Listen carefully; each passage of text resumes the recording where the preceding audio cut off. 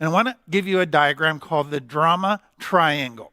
So the drama triangle is what we would describe as a couple in a codependent relationship with children, okay? So in that codependent relationship, you have one who would see themselves in the superior position and the other who would be kind of talked down to, disrespected, be treated as inferior. So this person is either a narcissist or has kind of narcissistic tendencies where they want everything to revolve around them. Okay, what then we do with that is to say that this narcissist-like person is a person that can become abusive, a person that blames everybody for their problems, they lash out, they're angry, and then you have over here the enabler. And the enabler runs around to take away the negative consequences. The enabler accepts responsibility for their emotions and runs around to make them happy again if they're angry or sad. And they enable them to never grow up. That's the point. They enable them to act out, to blame, and they make it easy for them to stay there. And then within that, you have children. And the children we would call the victims. They are in a home where they are victims of mom and dad's dysfunctional, unhealthy, sometimes abusive, dangerous behavior. So let me show you what then happens within that system. I want you to see that both mom and dad actually act like victims. Okay, so not only is the child a victim, but dad acts like a victim. So he's yelling and lashing out and throwing things. But what is he doing as he does that? He is blaming the kids. He is blaming the wife. He is not accepting responsibility for his anger, but is saying they made him angry. And therefore, he is acting like a powerless victim to change his behavior. And he is making everybody else responsible to help him or fix him. So though he acts so strong and powerful, he's actually acting like a victim. And then the mom, she is acting like a hero in that she's rescuing dad and she's trying to fix dad and she is making the family happy as best she can. But when she goes and talks to her friends, she says, I'm so sad. I'm so helpless. I wish my husband would change. I wish he wouldn't yell so much.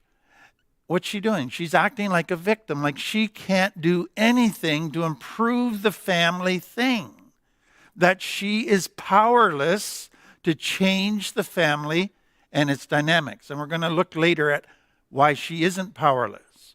So what you have then within this family is a child who's growing up, a victim of anger, a victim of chaos, of abuse, but also his two role models are also playing a victim role.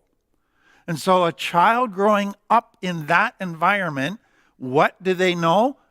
They know how to be a victim, either in the aggressive role or the enabler role. So that is what is happening. So you have dad and mom in codependent relationship. Nobody's willing to change. Nobody's willing to leave the relationship, but they both act like victims. Okay, now let me take it a bit further with the child.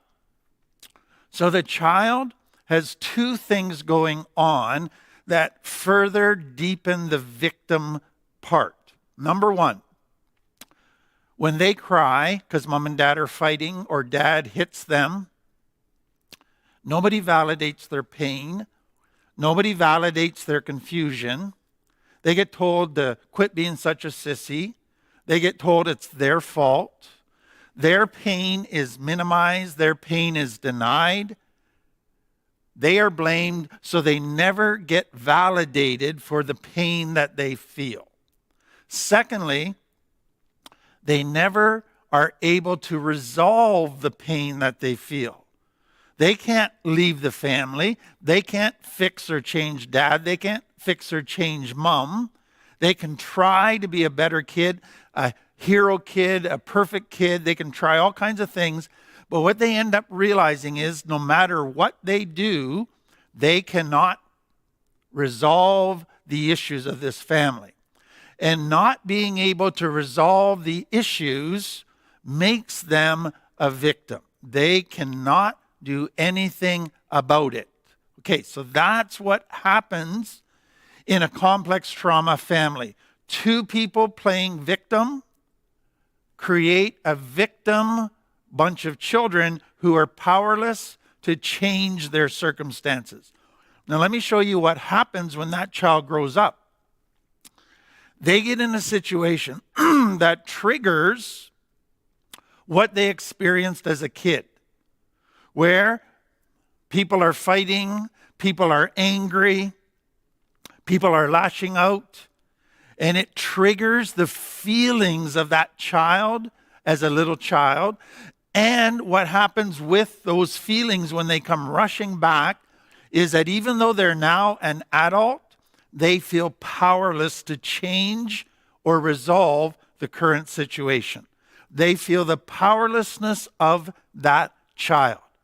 And that then becomes a victim mentality, the sense of feeling powerless to change your situation, which comes from a long history of growing up years in a complex trauma family.